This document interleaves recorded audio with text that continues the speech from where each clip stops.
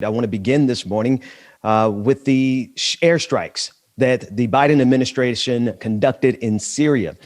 There is a clip from Secretary of Defense Lloyd Austin that I want us to consider before we begin this conversation, but there is a consistency.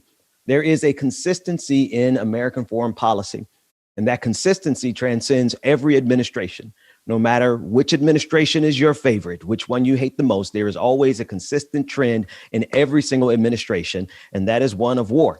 That is one of dropping bombs across the Middle East and in the global South. But before we get into that, let's take a listen in to Lloyd Austin as he explains why they conducted these strikes.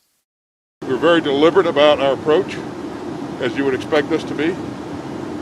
We allowed and encouraged the Iraqis to investigate and develop intelligence, and that was very helpful to us in refining the target. And let me just finally say that I'm really proud of the men and women in our force who carried out the strike.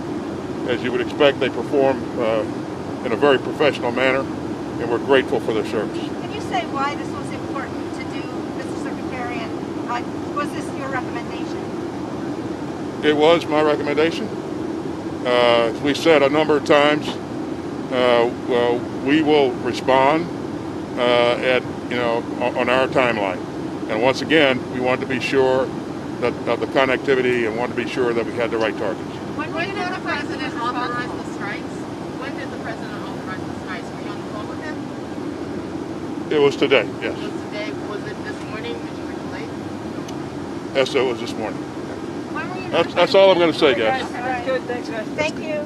Thanks a lot. Now, I want you to keep in mind that these strikes, the justification for these strikes includes the missile strikes against U.S. contractors, civilian contractors in the region, in Syria. This is not, however, the first time that a sitting president struck Syria so quickly and so early in their administration. You will remember in 2017, Donald Trump conducted airstrikes against Syria. His justification at the time was because of the chemical attack conducted by Bashar al-Assad during the Syrian civil war, which is continuing to happen as we speak, the Syrian civil war. I want to play, though, a clip from 2017. This is not a clip from Donald Trump. This is a clip from Brian Williams of CNN, of MSNBC, rather. And I want you to listen to the language and the energy and the propaganda as it pertains to the United States military industrial complex that comes not only from Fox News, but even your favorite MSNBC. Take a listen to Brian Williams as he justifies the 2017, or he stands in awe of the 2017 strike against Syria. Go into greater detail. We see these beautiful pictures at night from the decks of these two U.S. Navy vessels in the Eastern Mediterranean. I am tempted to quote the great Leonard Cohen, "I'm guided by the beauty of our weapons." And they are beautiful pictures of fearsome armaments making what is for them a brief flight over to this airfield. What did they hit?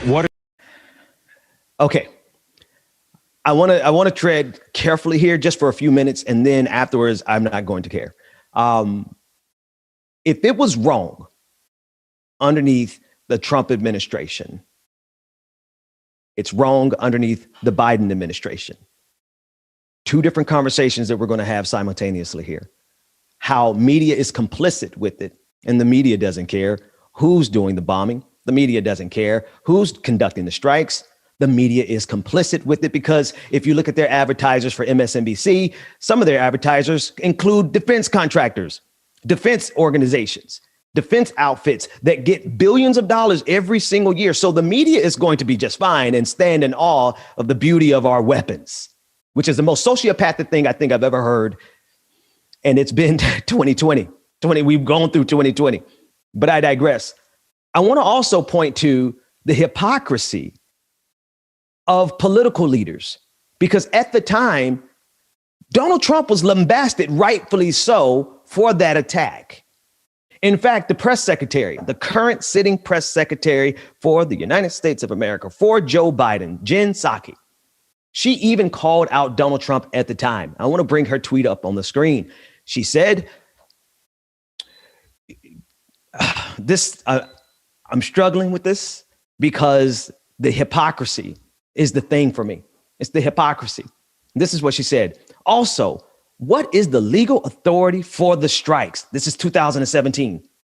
Assad is a brutal dictator. Yes, he is. But Syria is a sovereign country. Yes, they are. And so if Jen Psaki, the sitting press secretary for Joe Biden, thought in 2017 when Donald Trump conducted airstrikes for the purposes of retaliating against Bashar al-Assad because he conducted chemical strikes against his people, I'm sorry, that's a far greater justification than what we conducted this strike for this last night. Because last night, we're conducting it in retaliation for strikes against contractors who are paid top dollar to go over there and conduct military exercises, conduct military events, to do things on behalf of the United States military. They're called contractors, but they are working on behalf of our Defense Department. Finally got it out. We conducted military strikes last night in retaliation for the Iranian-backed militias who retaliated against us. The real question is, why the hell is America still in these regions? You want to know why? Because defense contractors got to get paid, y'all. Defense contractors have to drop these bombs somewhere. If it was bad underneath Trump, it most certainly has to be bad now. And if we can't carry that moral consistency across political lines, then what good are we as human beings?